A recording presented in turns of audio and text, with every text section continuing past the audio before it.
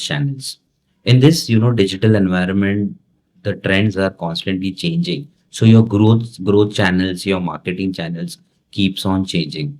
What are the growth channels that are currently, doing well? So the first is podcasting, other is email marketing, which is evergreen kind of for marketing, B2B marketing. The third is partner promotions, co-promotions with the partner. I'll be explaining that in the later part of the video, and influencer marketing. In this video, we are going to discuss about how to implement these growth channels in a better way, like how you can improve these growth channels if you are doing marketing on these on these channels, how you can avoid the mistakes on these marketing channels. The first is podcast guest.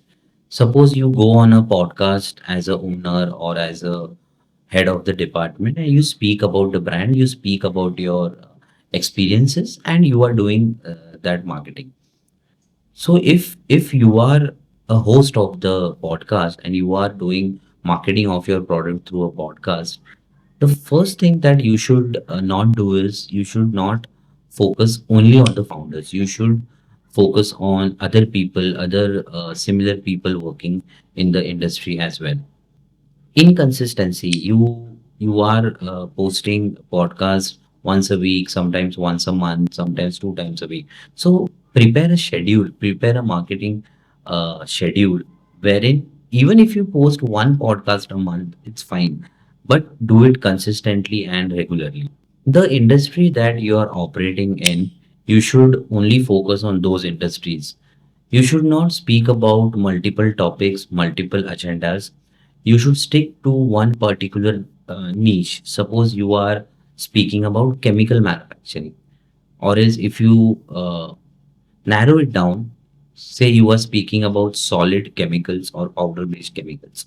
That's about it. So that is the only thing that differentiates your content with the competitors' content, because you are quite granular in your approach, and eventually it is going to benefit you in the long run, because your content is going to get attention because you are doing it regularly and within the same topic or industry. The second growth channel that I have selected here is email marketing.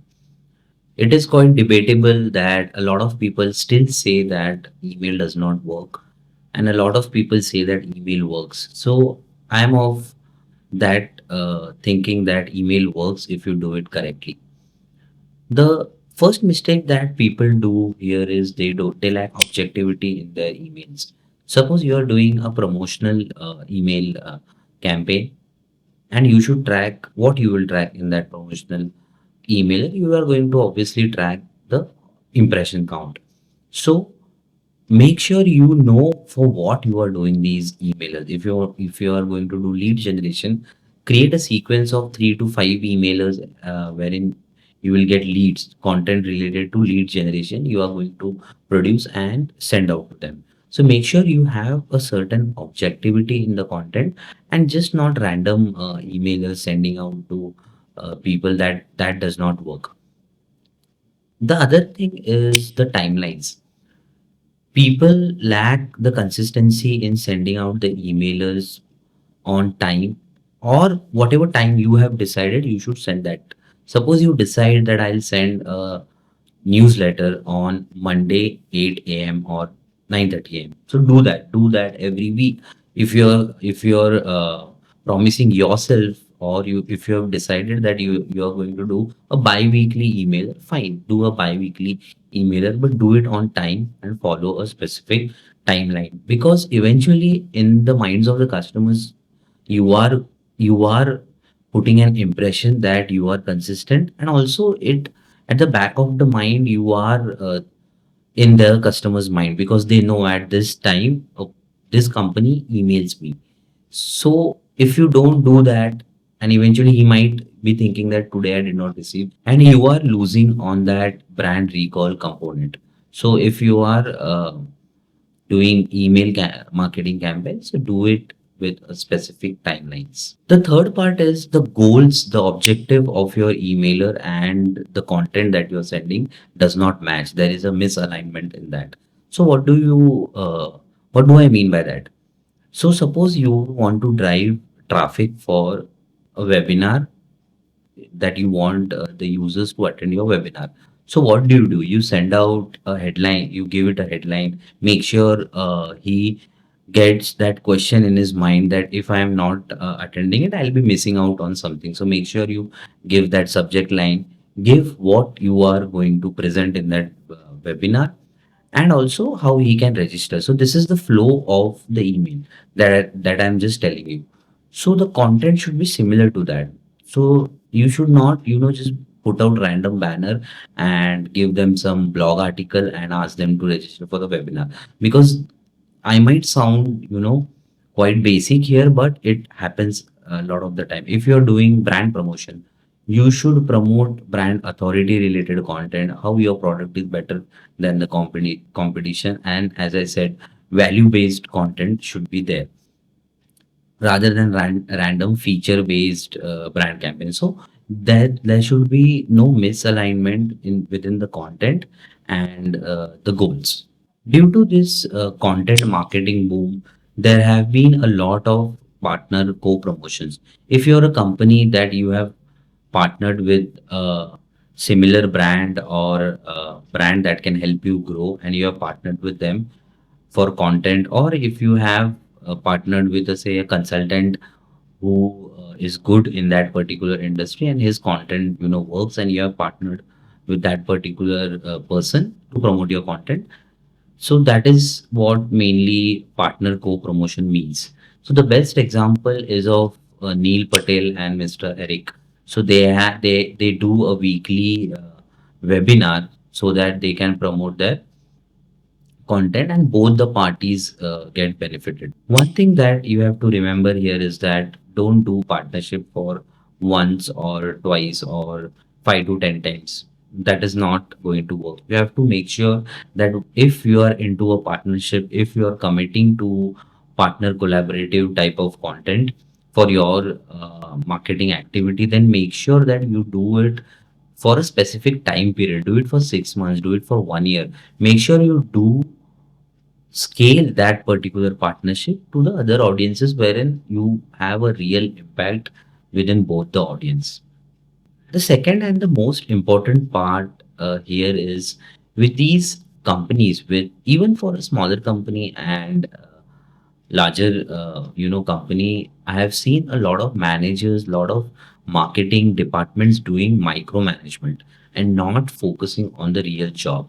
So what these people do is they just try to be too much perfect for the brand. Yes, brand image does matter, but if you're a smaller company, then I don't think you should focus on the brand image part. Image obviously will build when you have some exposure to the industry or within your client base. But if you are big, then fine, you should focus on the brand image part. This video is for people who are still smaller and trying to grow.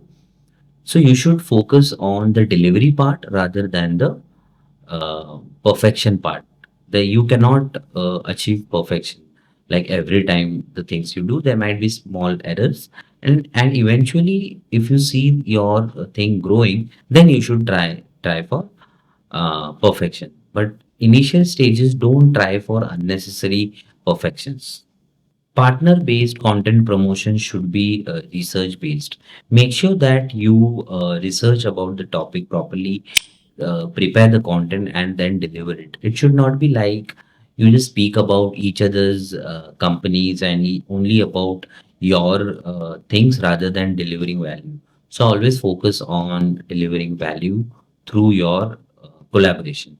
The fourth channel that I have chosen here is influencer marketing. Influencer marketing is a big thing for B2C companies, but it is picking up now for the B2B industry also, because there are a lot of content creators for B2B or that specific industry. The first thing that you should take care about influencer marketing is data. The data for influencer marketing is very difficult to track. how many posts you have shared with that particular influencer, how many times he's mentioning you. So all these type of data becomes very important. So you make sure that you have some kind of framework to track this particular data. Don't be in a hurry to go with the trend and just do influencer marketing.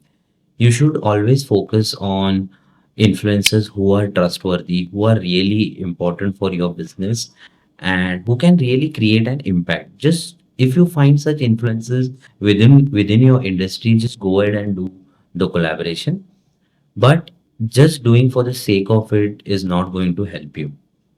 As I said, so focusing on trustworthy influences will eventually help you gain trust over time. So you will have a long-term relationship with that particular influencers. So long-term relationship with building with these influencers is also important.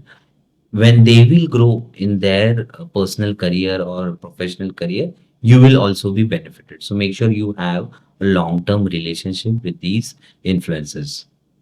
The growth channels that I just mentioned are mainly used in the SaaS business, not that much in the manufacturing or industrial marketing space. But eventually, it is going to come for these industries also, and marketing managers or marketing departments are going to use these channels for marketing. And I guess a lot of people have started that also.